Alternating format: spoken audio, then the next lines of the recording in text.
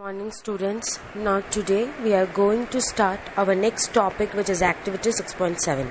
Okay, now here what you have to do, you have to dissolve a teaspoonful of copper sulfate, or we called it as blue Viterol, in about a half cup of water in a glass tumbler or a beaker. Okay, now in this you have to add few drops of dilute sulfuric acid to the solution. You should get a blue colored solution. Save a small sample of solution in a test tube or a small glass bottle.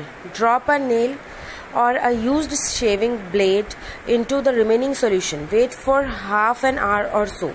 Observe the color of the solution. Compare it with the color of the sample solution saved separately. Do you see any change in the color of the solution? Take out the nail or the blade. Has it changed in any way? The changes that you notice are due to reaction between copper sulfate and iron. The change of color of the solution from blue to green is due to the formation of iron sulfate, a new substance. The brown deposit on the iron nail is copper. Another new substance which we can write as the reaction copper sulfate, which is of blue color. When it reacts with iron, it gives iron sulfate solution, which turned into green color, and copper, which is remained as a brown deposit. Okay. Now we move on to activity 6.8. Here what you have to do, take a teaspoonful of vinegar in a test tube. Now add pinch of baking soda to it. You would hear a hissing sound and see bubbles of gas coming out. Pass this gas through freshly prepared lime water as shown in figure 6.5. What happens to the lime water? The change in the test tube is as follows. Vinegar, which is acetic acid, when it reacts with baking soda, sodium hydrogen carbonate, it gives carbon dioxide plus other substances. The reaction between carbon dioxide and lime water is given as carbon dioxide CO2.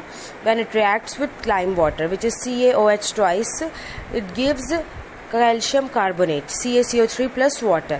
When carbon dioxide is passed through lime water, calcium carbonate is formed, which makes lime water milky. The turning of lime water into milky is a standard test of carbon dioxide. You will use it in chapter 10 to show that air we breathe out is rich in carbon dioxide. In activities 6.6 to 6.8, you saw that in each change one or more new substances were formed. And in activity 6.6, the ash was the new substance formed when magnesium was burnt. In activity 6.7, we have seen the reaction of copper sulfate with iron produced iron sulfate and copper. Both of these are new substances. Copper was deposited on the shaving blade of iron. And in now activity 6.8, vinegar and baking soda together produced carbon dioxide, which turned lime water milky. Can you name the new substance formed in this reaction? A change in which one or more new substances are formed is called chemical change. Okay, a chemical change is also known as chemical reaction. Chemical changes are very important in our lives. All new substances are formed as a result of chemical changes. For example, if a metal is to be extracted from an ore, such as iron from iron ore, we need to carry out series of chemical changes. And medicine is the end product of a chain of chemical reactions. Useful new materials such as plastics and detergents are produced by chemical reactions. Indeed, every new material is discovered by studying chemical changes. We have seen that one or more new substances are produced in a chemical change. In addition to new products, the following may accompany a chemical change. Heat, light, or any other radiation, ultraviolet for example, may be given off or absorbed. Sound may be produced. A change in smell may take place, or a new smell may be given off. A color change may take place. A gas may be formed. Okay, now let us look at few examples. You saw that burning of magnesium ribbon is a chemical change. Burning of coal, wood or leaves is also a chemical change. In fact, burning of any substance is a chemical change. Burning is always accompanied by production of heat.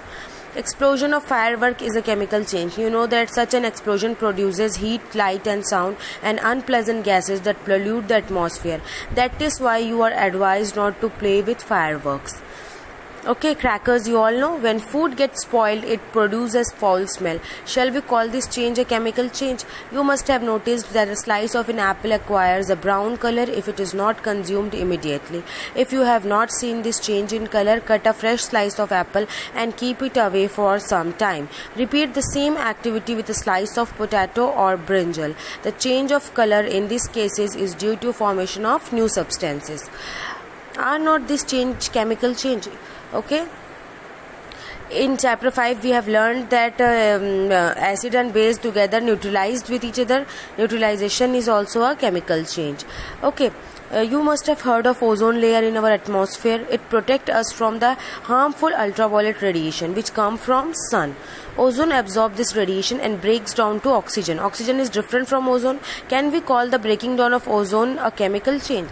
If ultraviolet radiation were not absorbed by ozone, it would reach the earth's surface and cause harm to us and other life forms.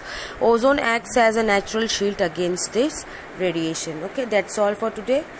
We'll continue tomorrow. Thank you and have a nice day. Morning, students.